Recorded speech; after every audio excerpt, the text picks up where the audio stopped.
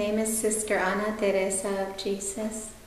I'm a Carmelite nun at the Monastery of the Holy Trinity in New Caney, Texas, in the Houston-Galveston Diocese.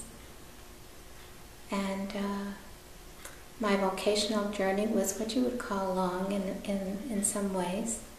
The Lord was patient with me, I guess. But my call, I felt more, after I had graduated from college and worked for several years, I felt more and more drawn to prayer. And so I started going on retreats a little bit more frequently and spending time at church other than at Mass time, just being in church.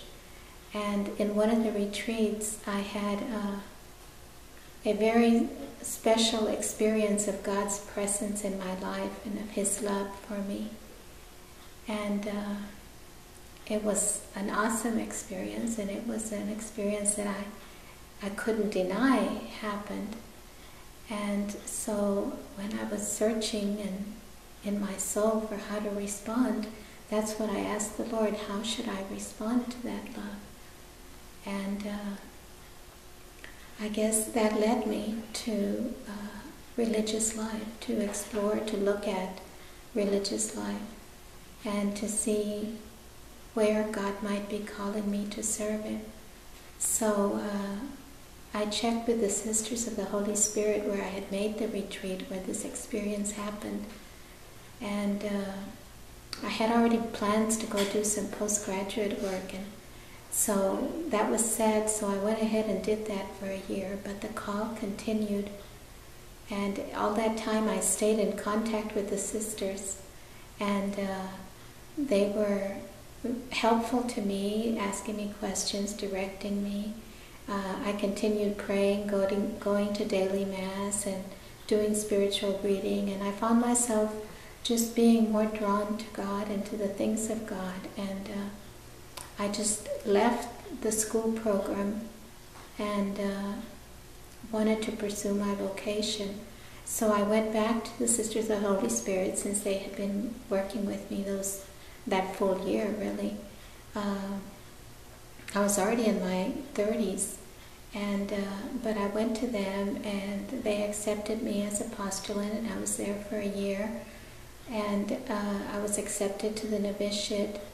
But all along, I still felt more drawn to prayer. They're an active congregation, and I felt like my room was right above the retreatants' chapel, and I would spend, there was a sky window, and that faced right outside the window of my room there. And I would often just look down and then find myself going downstairs to the empty chapel. It wasn't empty, it did have the Eucharist, but there were no people there, it was in the dark, and I would spend time in prayer. So when my evaluation came up, I asked the sister that I told her honestly that I had to be considering contemplative vocation also. And when the time came to make the decision of the novitiate, I felt like I had to pursue or inquire about contemplative life. So I contacted the sisters in New Caney that I had contacted before I started any of this, when I came to visit with a friend. And that brought me here. So I left that community and came here and did a live-in experience and had to leave. Actually, I didn't leave the first community until everything was accomplished. I would have had to leave before entering the novitiate.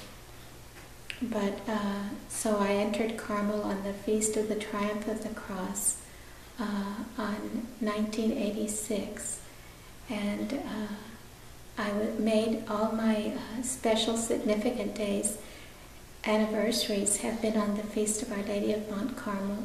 I received the habit, I made my first vows, and I made my solemn vows on July 16th, July 16th, 1992.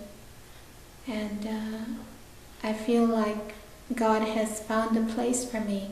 When I was doing all my searching and had a good job, had a good career and all that, there was always something missing.